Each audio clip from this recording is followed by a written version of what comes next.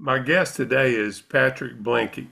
I first met Pat when he was president of the Georgia Association of Secondary School Principals and was principal of Duluth High School in Gwinnett County, just outside of Atlanta. And welcome, Pat, and thank you for meeting today. Well, thanks, Jim. I appreciate it. I'm glad I had this opportunity to speak with you and hopefully some others.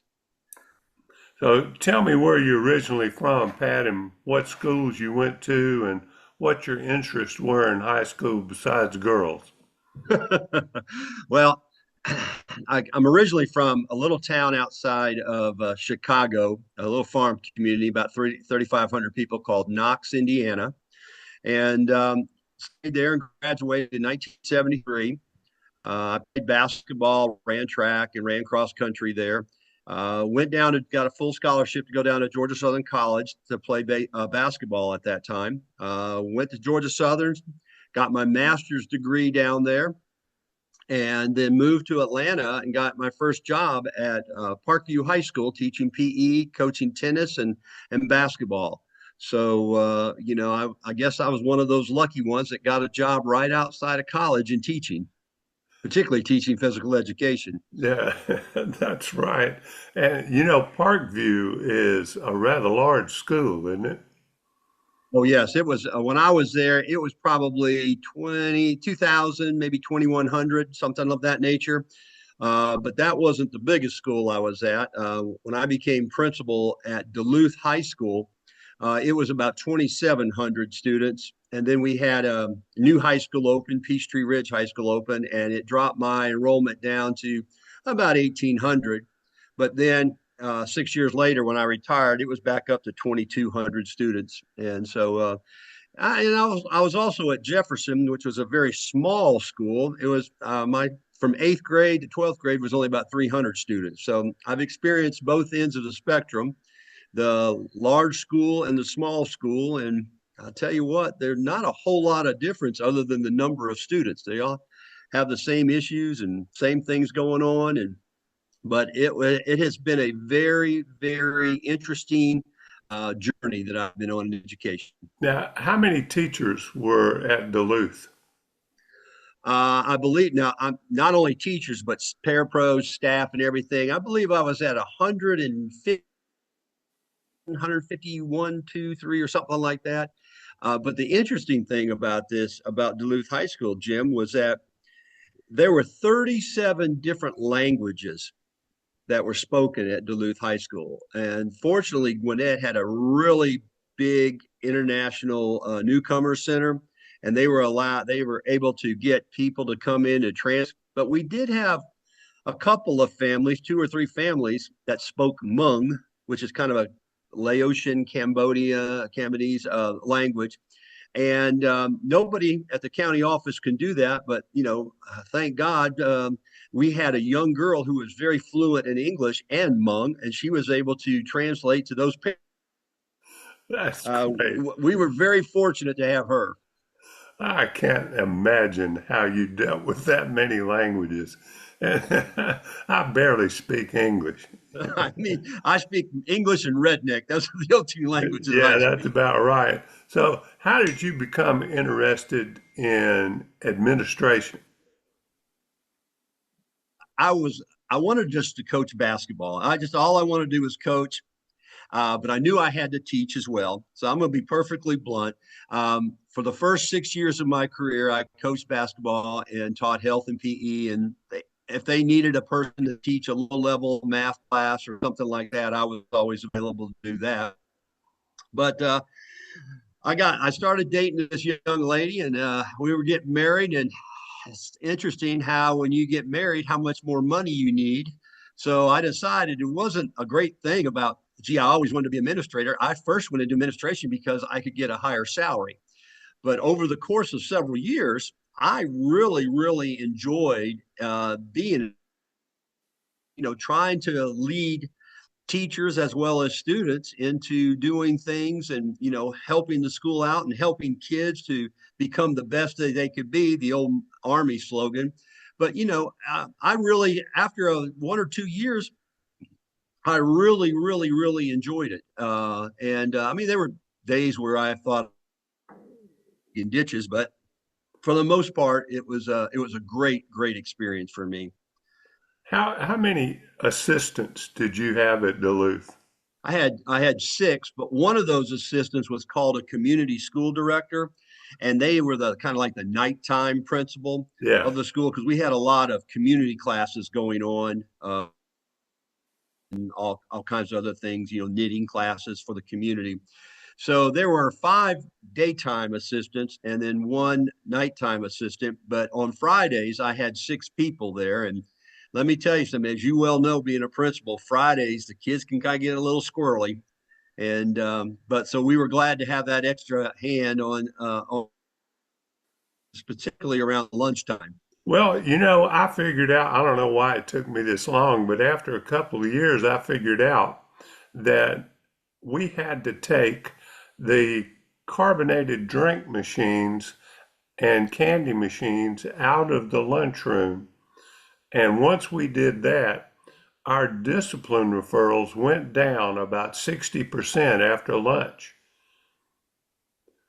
because of the lack of Wow. sugar and Wow. Yeah. caffeine. Well, they got, yeah, But they got fired up on all that sugar. that's right. But it 2,700 kids, that's a lot of hormones packed into one place, isn't it? Oh, yes.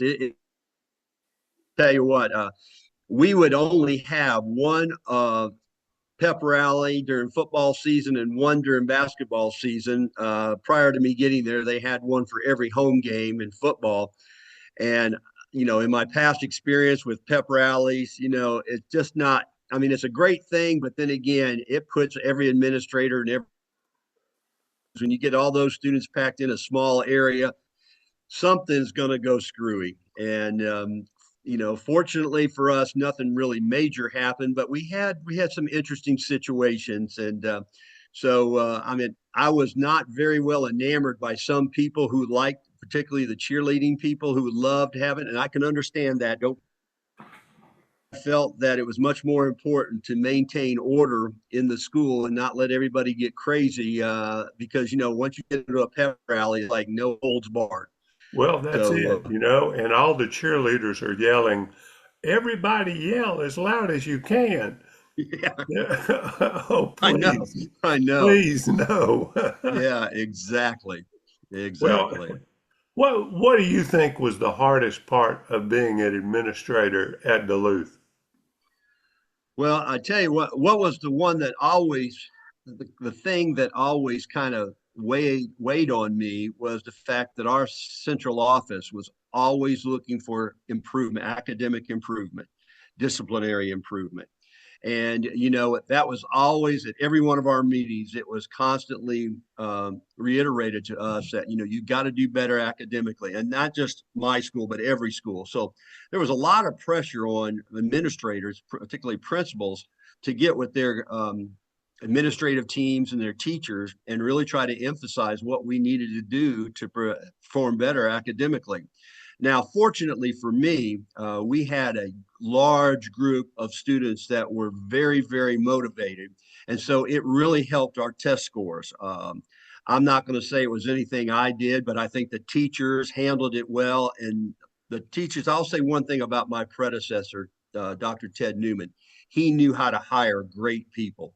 And I was very fortunate when we got in there. But the other thing too is I just think keeping a lid on things when you have 25, 2,700 students, you know, at any point in time, something could blow up and, you know, a kid could go wild, a teacher could go wild or whatever the case may be.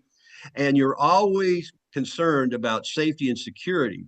But, you know, I would have to say, that we did have an SRO who was a fantastic SRO, and you know I'm thank God that he was there with us because we had some issues where unfortunately weapons were brought to school, and you know, and we had a kid that you know drugs were bought and brought to school and stuff like that. I think the most important thing that a principal can do is, first of all, there has to be a climate of safety and security in that school. So not only the kids, but the parents and the community feel safe and secure and know that your school is safe and secure. And then closely followed by, you've got to keep up with those academic performances, because without academic performance, a lot of people outside of your school system, they don't really know the inner workings of it. They look at it and say, oh, those teachers aren't teaching. That administrator's not doing anything because your test scores are so low, or graduation rates are so low, or whatever the case may be. So while I will say that everything I tried was successful, but I do believe that there were some things that I tried. And, we went to a 7-period day and had some time for teachers, our students, to catch up on work, because toward the end of my career, the bottom line was our district office was really pushing to give kids extra chances, regardless if they didn't turn homework in. You got them an extra chance. So we were designing a schedule that would allow us to do that. So there was about a 20-25 minute period of time every day where every kid could do additional homework or do homework that was missing. And the teachers could deduct points, but they could at least get something out of it. Well, let me ask you this. Now, neither you nor I are working for anybody at this moment, so we can pretty much say what we want. Mm-hmm. But what's Mm-hmm. your professional opinion on this uh, no zeros business, where students that don't turn in work, but teachers are not allowed to Yeah. give zeros? Well, I think what you're doing is you're giving the kids a very false sense of security, because when they leave that school and go out into the workforce, when they do something and they don't get it done, they're going to lose their job. I think that's the worst thing. I understand why they do it, because they don't want, the county office doesn't want parental pressure up there and stuff like that. But kids have got to be held responsible to do things. I mean, we hold ourselves responsible, we hold the teachers responsible, but in some cases, I'm not sure if this new phenomenon, or whatever you want to call it, is the best for students, because it gives them the attitude of, well, I don't have to do it and I'm still going to pass. And that's going to carry over into their later life, like, well, I don't have to do this job, I don't have to go to work, and stuff like that. I'll continue in my job because I'm who I am.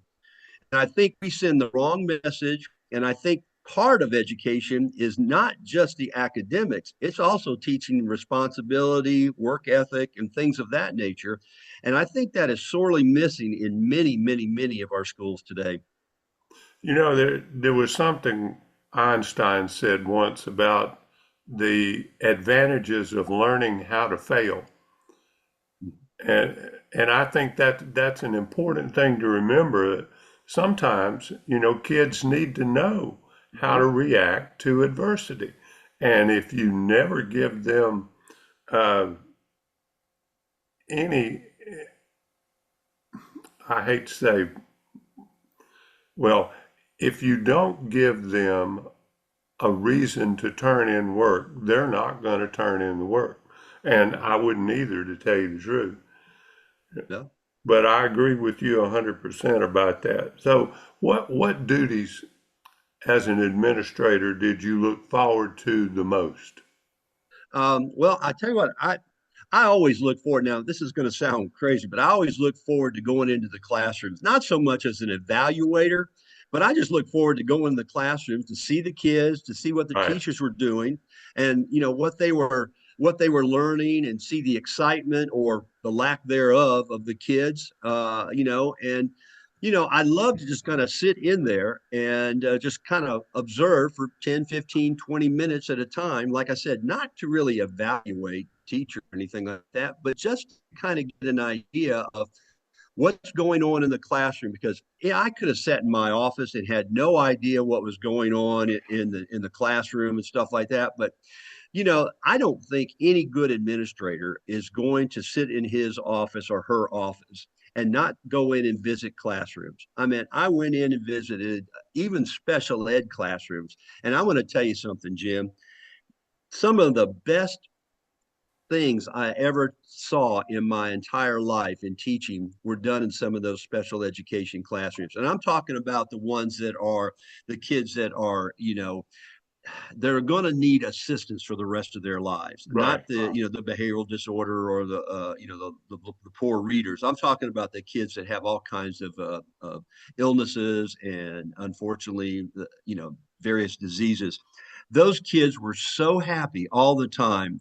And I'll tell you, I'll be honest, those days that I had a tough day, I'd walk into that classroom and there were kids there that, they couldn't even go to the bathroom. But I tell you, they were so happy and they were so welcoming to me that it lifted my spirits. And I needed that at the time. So those kids did probably more for me than I ever did for them. So, but I loved going into classrooms. I loved watching the teaching. And, I have to admit, there were times when I'd have to call in a teacher afterwards and ask her or him to explain what was going on because, you just couldn't understand what they were doing. And, but for the most part, about 95, 98% of my teachers did a good job on a daily basis. That's great. And sometimes watching that reinforces your belief in education, doesn't it? It does. And what It, teachers do when you get it right down to it. I always thought economics was one of my least favorite subjects. And I went into an economics classroom and saw a couple of teachers that were teaching what they call promonomics, where they took all of the businesses associated with prom and how much money mm-hmm, students spent. Then mm-hmm, after they figured out dresses and dinner and transportation and corsage and all that sort of stuff, how much boys spent and how much girls spent. Then they multiplied it times nine. There were nine high schools in the county, in the system here. mm-hmm. And it was one of the more creative things about the power of economics that I've ever seen. And learning things like that it just sort of opened my eyes to a whole new way of teaching. And I was so impressed by teachers that could uh, have that type of engagement in their room, and it really, like you said, was uplifting to me in a lot of ways. So how did you become involved in GASSP? Well, one of my former principals, when I was an assistant principal at Central Gwinnett, my former principal, Dr. Jackson, invited me to go to a ninth district principals meeting up in Gainesville. And so I went there with him a couple of times because he knew I wanted to be a principal. So he invited me to go up there. And after a year, I became the chairman of the Ninth District Principals Association with GASSP. And, you know, I was very fortunate that in 1991, I got to be the assistant principal of the year for Georgia and got to go to uh, McDonald's University up there outside of Chicago and had an unbelievable time up there as far as learning things and what other principals were doing across the nation. I mean, it really was a great networking situation. And came back, and I decided that I wanted to make sure that I was going to be involved because I wanted to do what I could do, no matter how small it was, to help all the principals out in the state of Georgia. So I became very involved with GASSP. And the thing about it was that I could not believe the similarities and throughout the state of problems, of issues. Then again, the diversity of how principals were handling those situations. I mean, we were all learning from each other. No, not a single one of us had what I would say the answer because what the correct answer was in one school was not going to work in another school due to a variety of reasons. So I really enjoyed becoming involved in that. And Melton Callahan got me involved, and I got on a couple of committees that we went down and had some, I guess you could call it retreats down there, particularly in Moultrie, Georgia.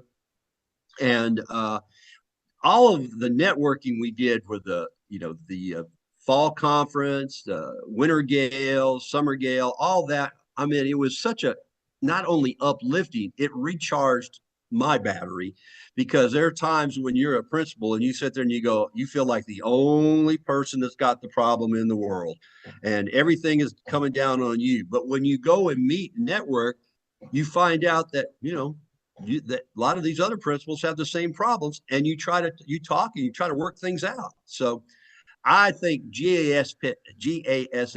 probably was one of the single most important factors that I could ever have been associated with to help me to be a better principal.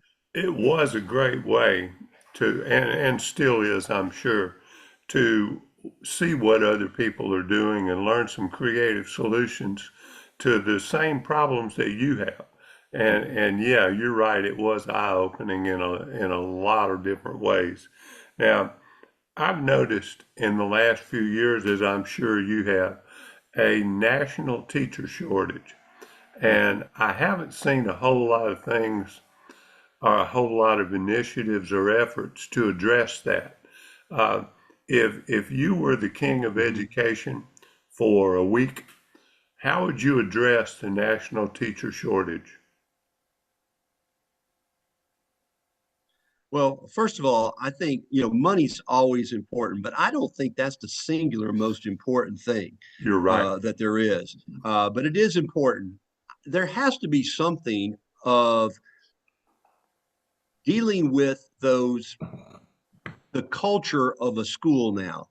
And what I mean by that simply is you've got parents and you've got administrations and boards of education that are basically, in my opinion, kowtowing to an angry parent, and they are tying the principal's hands as well as the teacher's hands. And I think a lot of teachers get upset with that and say, well, I got in this to teach. I didn't get in this to do whatever it is that they want you to do. So I think a lot of them get disheartened and disenfranchised in that regards. And I think administrators do too. I think the biggest thing we can do is you let the teachers teach. You've got to have some backbone in the district office, and you can't be changing principals and superintendents every single year or every 2 years or something of that nature, because you lose the continuity that principal or superintendent is building. And the teachers see that. And so, it's kind of like when I was at the Department of Education, you know, the math curriculum, I was there for 10 years, 7 of those years in curriculum. I saw 5 different math changes through those years, those 7 years. I mean, teachers were like, they always have summer retreats, summer workshops, but you know what? It was so, I guess you could say, I don't want to say depressing so much, but it was so confusing to teachers. Well, we were doing this last year. Now we got to do this year. And, it really got to be a hodgepodge of things. And I think some teachers just threw up their hands, did what they normally did, or they got so um, frustrated that they quit. My first thing, if I was king of the education world, my first thing would do is this. I'd say the boards of education and the superintendent, you have to support your teachers. I don't know, a law, a policy, or something. The teachers have to be supported unless they're doing something illegal, not because the parents disagree with them or anything like that, but there has to be something that is already written in law that's illegal. The second thing that I would do is I would also say that, okay, I would reduce the class sizes as much as I possibly could, because I think research shows that the smaller the class size, you have a better opportunity of reaching every child. You know, I would also, and this is going to probably sound, I don't know, maybe revolutionary. I'd also increase the school year.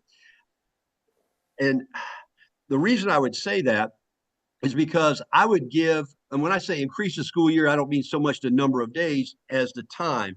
I think they ought to have something like 6 teachers teach 6 weeks, get 3 weeks off.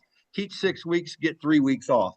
something like that, and have what I would call a true year-round calendar. It may still be 180 days, but there's time for teachers to recharge their battery. And that is so important that they need to do. Because I think if you just throw that, the time I spent in education as a teacher from January to spring break was an eternity. Yes, it It was like, I mean, are we ever going to get to spring break? And by that time, of course, they zoned out. oh yeah, But yeah, I yeah. think I think there's some has to be done with the class count, the school calendar, to give teachers more time off in between the regular Thanksgiving, Christmas, spring break type. I think that would help, but I also think more importantly, supporting your teachers unless legal against the law or policies as a school district. Because Jim, you and I both know that sometimes those decisions made at the upper levels are made because they're tired of hearing the parents gripe and complain. Sure, sure. Well, I think you're right about that. I've also noticed that teachers will follow an administrator that supports them. They will go wherever that administrator goes. They will stay wherever that administrator stays because their life becomes so much easier and they're allowed to teach and not deal with disciplinary issues in parents, or at least to the extent they are in some cases. But administrators have to have that Yep. same backbone you were talking about and uh, Mm-hmm. find a way to keep parents out of the classroom. But I agree with you 100%. Money is secondary. Now, it would be Mm-hmm. nice. Sure, it would. Yep. But uh, there are things that are more important to teachers than just making more money. And I think one of them is being allowed to do the job they signed up to do. So, yeah, you're right about that. Now, let me ask you something else. I've thought about this and I don't have it quite in line in my head, but we fund education through property taxes. And because of variations in not just property values, but in businesses and um, industries in one area and another. You can go from South Georgia, where there might not be as many industries as there are, say, around Atlanta. So your property values are lower, and your income for education is not quite as stable or as much as anywhere else. So, what if we used part of sales taxes or something more with more financial stability than property taxes? And have you ever thought about that? Yeah, as a matter of fact, you basically hit the nail on the head. What I thought maybe a 1% sales tax that goes directly to education and nothing else. Here's my caveat on that would go into the school, the local schools, not to the district office. And what I mean by that, it would flow through the district office, but they could not use any of that money to hire a director of science or whatever. That would go directly to the school, whatever the amount of money is. I think that we're still in the process of, we don't know what's going on with the Department of Education. I think there's still going to be money coming down, and the schools need money, but not only just the money that they need to have, in my opinion, they need to have education level. And remember when George Bush did the No Child Left Behind and stuff like that? It was kind of like, there were so many things. We were playing a game. In my opinion, we were playing a game. Okay, we're going to go ahead and graduate all these kids, whether they deserve to or not, because we got to get our graduation rates up. Right. You know, we're also going to do this and do that, say manipulate, but to help us with our test scores. You know, but anyway, I think that a 1% sales tax, And I also think maybe to have a 1% sales tax on things such as, and the the problem is that it has to go to a general state, because a 1% sales tax where you are at in Pelham is not going to be much money versus a 1% sales tax in Fulton County. So, it has to be pulled in a pot, and then, whatever they decide to do as far as how to disperse the money would be, that could be handled at the state level, principals associations and superintendents associations. But I think that would be a big start right there. And then maybe, the other thing too is maybe put some taxes on some things that also would go. And that way, the property tax owner, particularly in South Georgia, a farmer that has, 3 or 4 thousand acres, barely making it, is taxed on such a large percentage versus somebody that owns a house in 1 acre in another area. So there has to be a better way of looking at funding education. I'm all for the 1% sales tax, to go strictly education to the local districts and be divided up by the state, not based upon population. It should be based on need. So, and then once we got that, then we could look at other things like maybe adding a half a cent or a penny to the gas tax, and and doing something like that. Or because let's face it, we have one of the low. Even though I know people gripe and complain about taxes, we have one of the lowest tax rates, here in the United States, and you know, particularly if it doesn't go to something like education or roads or something like that, it doesn't need to go to add additional personnel at the central office or anything like that. Well, that's something else I wanted to mention to you, Pat. I've been looking.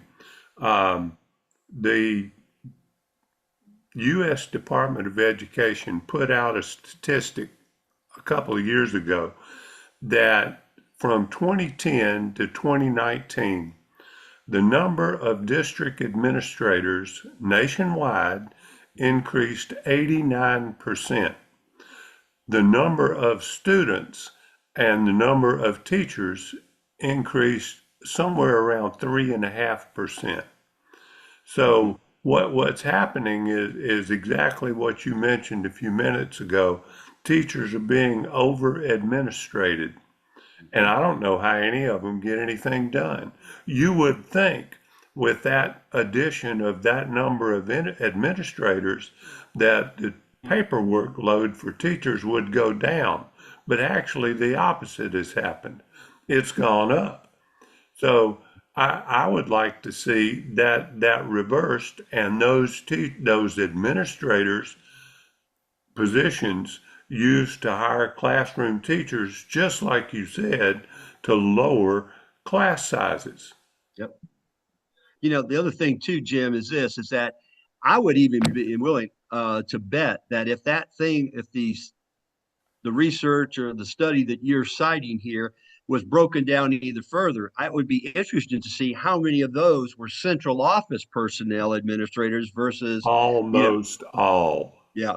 And so to me, that's telling me that the superintendent and the higher level people want to be insulated from all the issues that are going on in the community. Right. And, so they hire all these people, yet the students and the teachers and the local administrators in the schools are the ones that are taking the brunt of all that because they're being denied funding, for example, like to hire additional teachers or parapros or whatever to be able to handle some of the workload at the low at the local school. So I agree with you 100%. There's a I don't know I don't know what it is. It's some kind of interesting situation that we've evolved in the United States that we need more administrators at the central office. Um, and I just don't understand that logic. But then again, I've never been in the central office, so maybe there is a good reason. I don't know. Well, no, there's not. Any way you put it, it's like I heard, oh, what's his name, Kathy from Chick Chick-fil-A. Yeah, it might have been Truett, or I can't remember if it was his son, but Okay. one of them. He said he was asked by a bunch of superintendents, "What's your philosophy about your business model and how you operate?" And he said, "You see all these people in this office here. If they're not doing something to help people sell more chicken sandwiches, then I don't need them." Mm-hmm. And I thought, man, that would be a great idea to put in a central office somewhere. If you're not doing something to help teachers educate kids, then we don't need you. And of course, I had one guy tell me that the reason they've had to hire all these extra administrators is because of the regulations and restrictions put on by the U.S. Department of Education. So, maybe once that disappears, then some of these folks will be put in the classroom instead of administrating at the district level. Well, that could be, but then again, my thought for that gentleman that made that comment to you is that, as an administrator and as a teacher, you are always inundated with other duties. Sure. So, if you have to be in charge of this duty at the central office, maybe you need to be in charge of another duty that's downloaded from the Department of Ed, because that's what's happened. That's what happens at the local school. We don't get any more people, but yet we still get all that stuff that's being downloaded from State Department of Ed in Washington and the State Department of Ed in Atlanta. Yeah. All that thought on administration, and everybody forgets about the people that really do all the work, in the Yeah, classroom. that's right. So, Pat, what's your solution to cell phones in classrooms? I don't like it. I don't like the cell phones. I wish that there would be ways that we could. I know there's some districts that have said no cell phones. I know the parents get upset because they can't communicate with their child. But, in the old days, a parent used to just call the school and the school would give the child a note. I don't know why we can't go back to that. I mean, my God, the secretaries, they've got a hard job, and I don't know, most schools, I don't know about elementary schools, but I know most high schools have what they call office aides. And Yeah, so those office aides can run around and give the note to Billy or Bobby or Susie or whoever to call your mom, and stuff like that. Um, because I think two things happen. It is with all this AI coming out, cell phones can be used as a cheating mechanism. And, teachers can't be everywhere, and kids are getting very, very good at hiding information. So they're getting good grades on test scores, but they're not learning anything because they're just reading it off the information.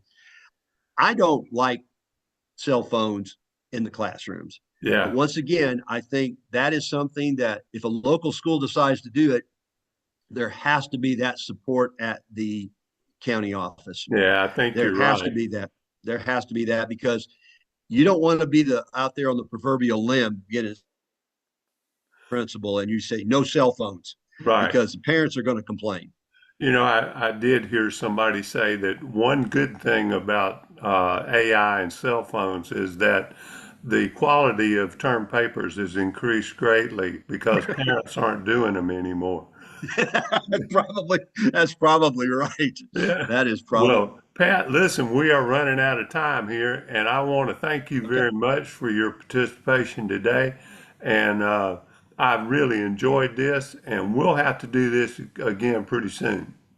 I appreciate that, my friend. And listen, I appreciated everything you've done for education in Georgia, from the being the principal, the band director, and superintendent. And I know you had a very because my uncle used to teach down there, and unfortunately, I think that's the poorest school system in the state. But you Yeah. did an excellent job, buddy. You need to pat yourself on the back. You've done it, and you're